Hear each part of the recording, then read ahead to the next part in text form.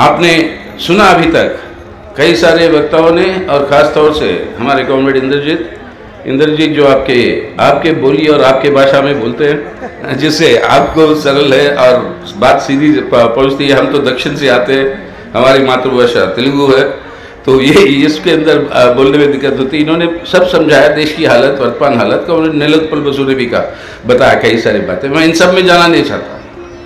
आज ये अभियान जो शुरू किए हमारे प्रधानमंत्री महोदय कि हम भी चौकीदार हैं, अब चौकीदारी जो कर रहे हो आप प्रधानमंत्री जी, सिर्फ यही इन सवालों का जवाब दो जो देश की जनता पूछ रही है। पहला सवाल, आज बताइए हमारा अन्नदाता किसान आत्महत्याएं क्यों कर रहा है? अनाज पैदा करता है ताकि हम और आप जिंदा रहें और हम और आप काम करें, और वही अन्नदाता को अगर आत्महत्या के अलावा और कोई चारा नहीं है तो ये हालत, ये नौबत क्यों पैदा हुई? जवाब उनका है कि कांग्रेस के ज़माने में भी ये आत्महत्या होती थी। अरे कांग्रेस के ज़माने में चोरी होती थी, तब उस कांग्रेस को हमने हटाया सत्ता से। अगर आपके यहाँ पर भी वही हालत चल रहा है तो अब आपका समय आ गया हटने का। अगर आप नहीं हटोगे, हम हटाएंगे, देश की जनता हटाएगी आपको, और इन सवालों का जवाब चाहिए। आज ये किसान कह रहा है हम भी किसान हैं। आज हमारा नौजवान जो भटक रहा है, जिसको रोजगार नहीं मिल रही और गलत रास्ते पे जा रहा है लाचारी से, उस नौजवान को अगर उसे रोजगार देकर अपने देश को एक बेहतर भारत बनाने में जो योगदान कर सकता था, उसको जो है आप बर्बाद कर रहे हो। आज हर नौजवान के मुंह से एक ही सवाल उठ रहा है, मोदी साहब मेरी नौकरी कहाँ? सुना उन्होंने वादे कितने किए रोजगार के बारे में, और हालत आज क्या है? जो नौकरियों में है उसकी चटनी हो रही है। पिछले एक साल 2018 में 1,10,00,000 लोग जो नौकरी में थे, उन सब को उनकी छटनी हुई है देश में एक साल के अंदर। तो ये है हालत नौजवानों का, और हम सब कह रहे हैं हम सब बेरोजगार हैं। अब नौजवान बेरोजगार है, महिलाओं के ऊपर उत्पीड़न और शोषण बड़ी तेजी के साथ बढ़ाया। हमारे यहाँ पर जो आशा वर्कर है, हमारे जो स्कीम वर्कर सब हमारे बहनों हैं, वो बताएंगे अपनी जिंदगी के ऊपर किस तरीके की तबाही हुई पिछले 5 साल में, और ये अत्याचार जो हो रहे हैं अपने बच्चों के ऊपर। इंसानियत के अंदर गिरावट इतनी बड़ी तादाद में हमने कभी नहीं देखी अपनी जिंदगी में अपने देश में। छोटे छोटे बच्चे 3 साल के 4 साल के बलात्कार और उनका खून। कई गाय की रक्षा के नाम पर हमारे दलित भाई बहनों के ऊपर हमला, मुसलमान भाई बहनों के ऊपर हमला। अरे गाय के रक्षा के लिए कानून है, कानून बने हुए हैं, कोई उसका उल्लंघन करता तो कानूनी कार्रवाई करो। आप अपने आप को ये क्यों समझ रहे कि कानून को आप अपने हाथ में लेकर उनके ऊपर हमला करोगे? आज हमारे देश के अंदर पूरी संपत्ति उसकी निजीकरण हो रही है, सब चीजों की निजीकरण हो गई। सिर्फ हवा एक छूट गया, पानी की निजीकरण हो गई, बिजली की हो गई, आपकी ट्रांसपोर्ट की हो गई, सब चीजों की निजीकरण हो गई। अब ऐसी परिस्थिति, यानी मुनाफे बनाने वालों की आमदनी बढ़ते जा रही है, गरीब जो है और बिगड़ता जा रहा है। मोदी साहब के आने के बाद ये हालत है। पिछले साल देश का 1% आबादी, उसके हाथ में 73% देश की संपत्ति जो है 1% के हाथ में, और बाकी 99% के लोगों के लिए बाकी 97% के आधार पर उनकी जिंदगी गुजर रही। तो ये जो 2 तरह की भारत का निर्माण कर रहे हो मोदी साहब, इसका जवाब क्या है? आपके चौकीदारी के चलते हुए अब ये हालत क्यों हो रही है देश के नौजवानों का, मेहनतकशों का, मजदूरों का, मुलाजिमों का, महिलाओं का? इसका जवाब कौन देगा? इसका जवाब आज जनता मांग रही है। आप जवाब क्योंकि नहीं मिल रहा है, आपको ये गद्दी से हटना है। मैं भी चौकीदार के बारे में मैं बताऊंगा, मेरी मातृभाषा में एक छोटी सी कहानी आपको, लेकिन थोड़ी समय के बाद अभी उधर आएंगे। लेकिन ये जब हो रहा है, आज हमारा मानना है, लाल झंडे का मानना है, देश के अंदर कोई साधन की कमी नहीं है। देश के अंदर आज कोई साधनों की कमी नहीं है। हमारे अन्नदाताओं को जिंदा नहीं खुशहाल रख सकते हैं, हमारे बेरोजगार नौजवान को हम नौकरियां दिलवा सकते हैं, शिक्षा दिलवा सकते हैं, उनको स्वास्थ्य दिलवा सकते हैं। लेकिन ये साधन की कमी नहीं है तो हो क्यों नहीं रहा? क्योंकि ये साधन की लूट मची हुई है। 15 लाख करोड़ रुपए, 15 लाख करोड़ रुपए आपके खाते से, मेरे खाते से जो बैंकों में जमा है, वो उधार लेकर बड़े बड़े पूंजीपति, मोदी साहब के वरिष्ठ घनिष्ठ मित्र, वो जो है देश लूट के देश छोड़ के भाग गए। 30,000 करोड़ से ज्यादा घोटाला है ये आपके एयरफोर्स के लिए जो खरीदा आप जहाज, उस जहाजों के खरीदारी में, यानी देश की संपत्ति की लूट हो रही है। ना कि अगर इसी लूट को रोक पाए हम, तो वही साधनों से आज हमारे देश के हर नौजवान को शिक्षा, स्वास्थ्य और रोजगार दिलवा सकते हैं। अगर वो काम होगा तो हमारी पीढ़ी के लोगों की कोई जरूरत नहीं है, अपना नौजवान एक नया भारत को निर्माण करेगा और खड़ा करवाएगा। अब ये नीतियों को बदलना है, इसलिए हम कहते हैं आपका नारा ये होना चाहिए, मोदी साहब, जब आप कहते हो कि मेरा मुकाबला कौन है, मेरा विकल्प कौन है, नारा देश की जनता का यही है कि आज देश को नेता नहीं चाहिए, आज देश को नेता नहीं, नीति चाहिए। जो जनहित में नीति होगी, वो जनहित की नीति की जरूरत है और उसको लागू करवाना है। अगर उसको लागू करवाना है, अगर ये मांग उठ रही है लोगों में से, उनको दिल बहलाने के लिए, जैसे प्रधानमंत्री खुद कहते हैं लॉलीपॉप खिलाते, अब आ रहा है किसानों को कह दिया भाई मैं आपको 2,000 रुपए सीधा आपके खाते में चलाएगा। अरे भाई, मेरा भाई किसान जो आत्महत्या किया वो इसलिए किया, कर्जा 80,000 रुपए का है, 2,000 रुपए तुम दे रहे हो मेरे को। ये किस तरीके की लॉलीपॉप है मोदी साहब? अब इसे जो है लोगों को क्या आप समझते हो कि लालच में आकर आपकी तरफ वोट डाल देंगे? अपने मुलाजिमों को कह रहे हैं कि भाई 30 साल आप हर महीने पैसे जमा करते जाओ और आपकी उम्र 60 साल जब हो जाएगी, उसके बाद आपको पेंशन मिलेगा 3,000 का। यानी 30 साल तक हम देते रहे पैसे और हमारे पैसे के ऊपर ब्याज जो है वो सरकार बनाते रहेगा, और वो पैसे को वो कहेगा 30 साल के बाद कि हम देंगे आपको पेंशन। अरे किसको गुमराह कर रहे हो, किसका दिल बहला रहे हो? इस तरीके के कामों से लोग जो है बेवकूफ होने वाले नहीं है। और ये वही तरीके का है जो हमारे बचपन में, मेरी मतलब छोटी सी कहानी है एक पॉकेट मार के बारे में। पॉकेट मार को भी पीएम कहते हैं, पीएम माने मोदी साहब पॉकेट मार। वो पॉकेट मार की कहानी क्या है? एक मजदूर एक दिन अपने पूरे महीने की तनख्वाह लेकर वो बस में बैठता है अपने गांव वापस जाने के लिए। जब कंडक्टर साहब आते हैं, वो जो भाई कहता है कि पैसे के लिए, टिकट के लिए पैसे दो। अपना मजदूर भाई जब जेब में हाथ डालता है, देखता है किसी ने उसका बटुआ मार दिया, कोई पॉकेट मार दिया। वो कंडक्टर से कहता है भाई जब देखो मेरी पूरी महीने की तनख्वाह गई, मेरी चोरी हो गई, बड़ी लूट हो गया मेरा, घर तक तो छोड़ दे तू। बड़ा अड़ियल था कंडक्टर, वो घंटी मार दी या बेल सुनाया और ड्राइवर साहब से कहा कि गाड़ी रोक दे, और कहता अपने भाई से, मजदूर से, या टिकट ले तू या उतर जा बस से, बस आगे को नहीं जाएगी। बस को रोक लिया।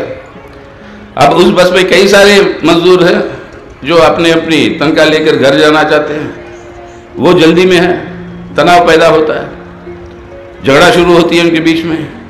और वो झगड़ा जब शुरू होती है, अब लग रहा था कि वहाँ पे मार पिटाई होगी, तो ऐसे समय उस माहौल में एक खास व्यक्ति जो है उठकर कंडक्टर साहब से कहता है कि भाई उसका टिकट का पैसा मैं ही दूंगा, आप मेरे से ले लो ये पैसा, लेकिन बस को चलाओ, हम सबको घर छोड़ो। अब कहानी खत्म होती है ये पूछते हुए, इस कलयुग में ये महानुभाव कौन है अपने जेब से पैसे दे रहा किसी और के टिकट का? कौन है ये? वही पॉकेट मार है। जैसे आपके मोदी साहब है, 5 साल लूटे आपको और आज आके कहते हैं कि 2,000 रुपए दे रहा हूं मैं, ये पेंशन दिलवा रहा हूं। और पॉकेट मार जब काम करता है अकेला नहीं करता, उसका एक साथी होता है हर समय उसको बचाने के लिए, और आपके पास हरियाणा के अंदर वो साथी भी मौजूद है खट्टर साहब में। अब ये दोनों मिलकर जो आपकी जो लूट कर रहा है, इस तरीके से बहला नहीं सकते हो आप। तो इसलिए आज अगर इस तरीके की जो असंतोष जो बढ़ रही है, उसके खिलाफ अगर संघर्ष बढ़ रहे, उन संघर्षों के अंदर जो लोग ये तय कर चुके हैं इन नीतियों को बदलना है हमें।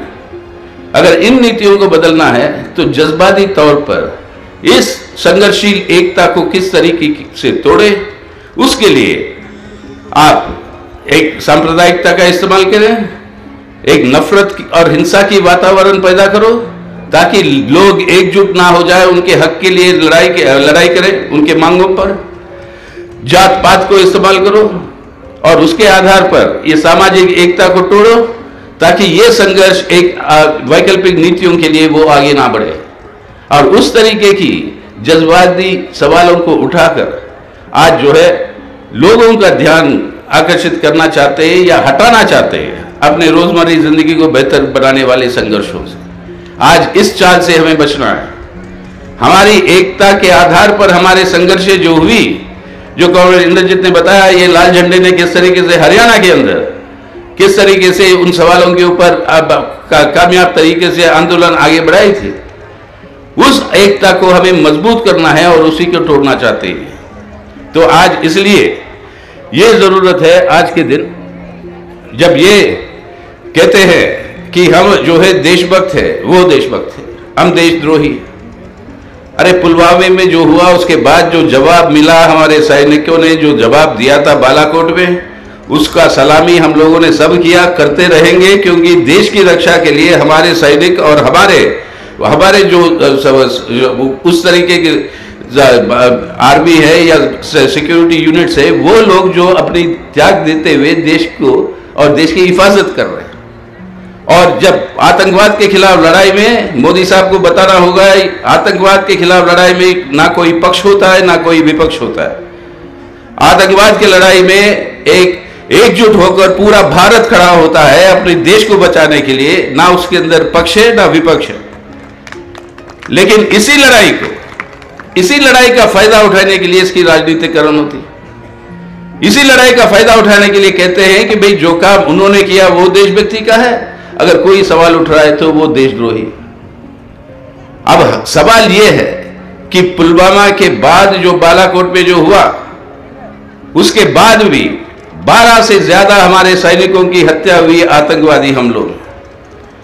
आपने क्या कहा था उरी के ऊपर, उरी के अंदर जो आतंकवादी हमला हुआ, उसके बाद जो सर्जिकल स्ट्राइक हुए, उसके बाद मोदी साहब का दावा क्या था, अब बंद हो गया, अब आतंकवाद नहीं होगी।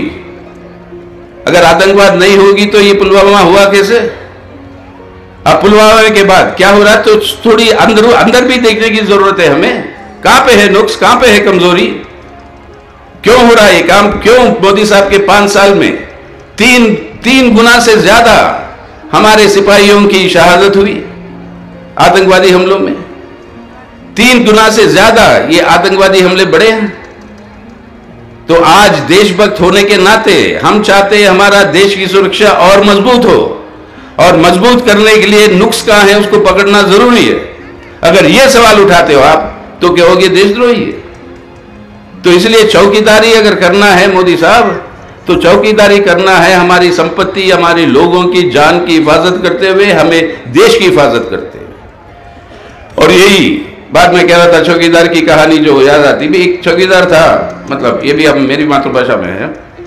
एक चौकीदार था जो अपने मालिक के पास रोज सुबह सुबह पहुंच जाता था, ये सुनाने के लिए रात को सोते हुए सपनों में उसने क्या क्या देखा, और मालिक का दिल बहलाता था। जैसे मोदी साहब हमें सपने दिखाते हर दिन नया नया नारा लिया कर, ये चौकीदार भी मालिक को नए नए कहानियां सुनाकर दिल बहलाता था। तो मालिक बड़ा खुश होता था, कभी कभी उसको बख्शिश भी दे देता था। एक दिन सुबह उसी तरीके से वो अपना सुना रहा था रात के सपनों में क्या देखा। बड़े खुश होकर मालिक ने उसको कुछ बख्शिश दिया। बख्शिश देकर उससे कहा कि आज से तू नौकरी से हटा दिया तेरे को। तो चौकीदार बड़ा परेशान होता, भाई ये क्या हो गया, एक तरफ से बख्शिश दे रहे हो, दूसरी तरफ से नौकरी से हटा रहे हो, ये क्या हो गया? तब मालिक कहता, देखो चौकीदार का काम है रात को सोकर सपना देखना नहीं, रात को जग कर संपत्ति की बचाव करना। जो चौकीदार सपने देखकर दिल बहलाने के लिए कहानियां सुनाएगा, वो चौकीदार चौकीदारी काम नहीं कर रहा है, कुछ और काम कर रहा है। तो हमारे देश के चौकीदार प्रधानमंत्री महोदय का यही हालत है। जैसे कहानी में उस मालिक ने उस चौकीदार को नौकरी से हटाया। आज देश का प्रधानमंत्री के मालिक है देश की जनता। अगर देश का प्रधानमंत्री चौकीदारी नहीं कर रहा, सोकर सपने देखकर दिल बहलाने के लिए कहानियां बोलता है, समय आ गया उस चौकीदार की नौकरी का भी छटनी करने का और उसको हटाने का, और मालिक हम लोग। हमें ये तय कर इस चौकीदार को हटाने की जरूरत आज, वरना हमारे देश को हम नहीं बचा पाएंगे। तो इसलिए आज नीतियों की जरूरत है वैकल्पिक। जब ये बात कहते हैं मोदी सरकार हटाओ देश बचाओ, आपके यहां पर खट्टर सरकार हटाओ हरियाणा बचाओ, तब कहते जी विकल्प कौन है हमारा। अरे मोदी साहब, विकल्प आज ये है कि ये चुनाव हो रहे हैं आपके सरकार और आपके सरकार की नीतियों के बीच में और देश की जनता के बीच में। ये है विकल्प। विकल्प है देश की जनता, कोई व्यक्ति नहीं है, ये देश की जनता विकल्प है। और ये देश की जनता जो है वो आपसे कह रही है, तब वो कहते हैं हम दुनिया के अंदर सबसे बड़ी पार्टी है, इतना बड़ा मजबूत पार्टी है, हमें कौन हरा सकता है। और जैसे कौरवों के 100 भाई थे, पांडव के सिर्फ 5, और कौरव भी यही कहते थे महाभारत में कि हम 100 है वो 5 है, हमें कैसे हरा सकते 5। अब ये 100 भाई कौरवों के, बताइए आप में उन 100 भाइयों में से कितने भाई का नाम याद है आपको? किसी को पता है? मेरे को 2 का नाम पता है, एक है दुर्योधन, एक है दुशासन, और किसी का नाम पता नहीं। और भाजपा के 100 कौरवों के जो भाई है, उन भाइयों में से 2 ही पता है, एक है नरेंद्र मोदी, दूसरा है अमित शाह, बस। और कोई अब पता भी है। अब ये 100 भाई की लड़ाई हो जाती है 5 भाइयों के बीच में। अब बोले कि हमें कौन हरा सकता है। आखिर में हुआ क्या महाभारत में पता है? आखिर में पूरी कुरुवंश का सर्वनाश हो जाता है, सर्वनाश हो जाता है। भाई आज 5 पांडव बेशक हो सकते थे, लेकिन हजारों सैकड़ों जो है आवाम थे उनके साथ, जो वहां पर उस समय कौरवों को हराने के लिए जो मदद किया, वही है देश का जनता आज। मोदी साहब याद रखिए, इस राजनीतिक महाभारत में कितने भी बड़ी पार्टी आप हो, आपको जो है आज देश की आवाम और लोग हराएंगे देश को बचाने के लिए, एक देश को बदलने के लिए। इसलिए जो वैकल्पिक नीतियां चाहिए। हम महाभारत की कहानी बोलते हैं, महाभारत में एक मामा भी है, याद है ना वो मामा का नाम? शकुनी मामा। और शकुनी मामा पीछे से पूरा वो कठपुतलियों को चलाता था। अब भाजपा का भी एक सगा मामा है, और वो है आपका राष्ट्रीय स्वयंसेवक संघ, वो है आपका RSS, जो पीछे से जो है वो अपनी कठपुतलियों को चला रहा है। तो आज जरूरी है कि यहाँ इस नष्ट से हमें बचना।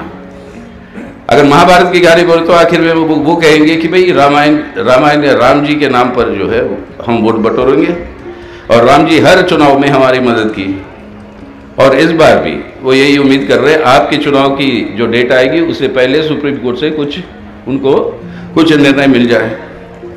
लेकिन राम जी की बोले, और बोलते कि हमें आज कोई नहीं रोक सकता, हम जो है एक अश्वमेध यज्ञ में भी अश्वमेध यज्ञ किया।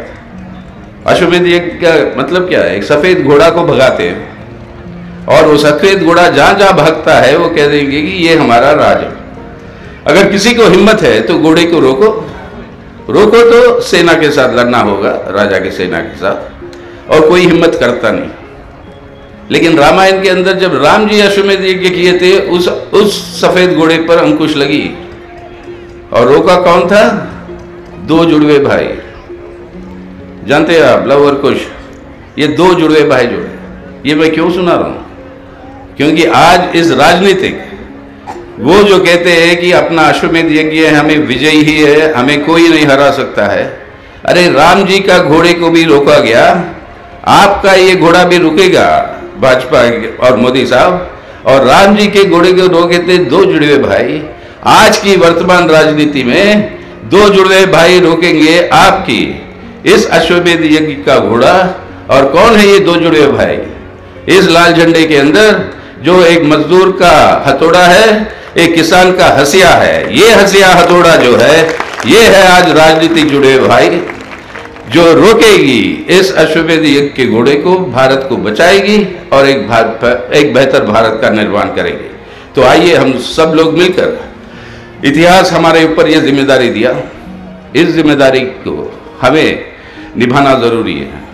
इतिहास की जिम्मेदारी है आज भारत बचाओ, ताकि कल को एक बेहतर भारत बनाओ। और आप ये काम, इतिहास जो आपको जिम्मेदारी दे रही है, इसको पूरा करेंगे। इस उम्मीद के साथ सबको क्रांतिकारी सलामी देते हुए, आपकी जिंद में इतनी बड़ी तादाद में लोग आएंगे और इतने हमारे बहनें आएंगे, ये उम्मीद हम किए नहीं थे पहले, लेकिन ये जरूर अब आप सबको देखते हुए, आपका उत्साह को देखते हुए लग रहा है कि देश की राजनीति में उल्टा गिनती शुरू हो गया है। उल्टा गिनती शुरू हो गया है। आज इस भाजपा को, सरकार को हटना पड़ेगा और हम लोग सब मिलकर अपने भारत को बचाते हुए एक बेहतर भारत बनाएंगे। इस उम्मीद के साथ आप सबको मेरी लाल सलामी देते हुए मैं आपसे बात खत्म कर रहा हूँ।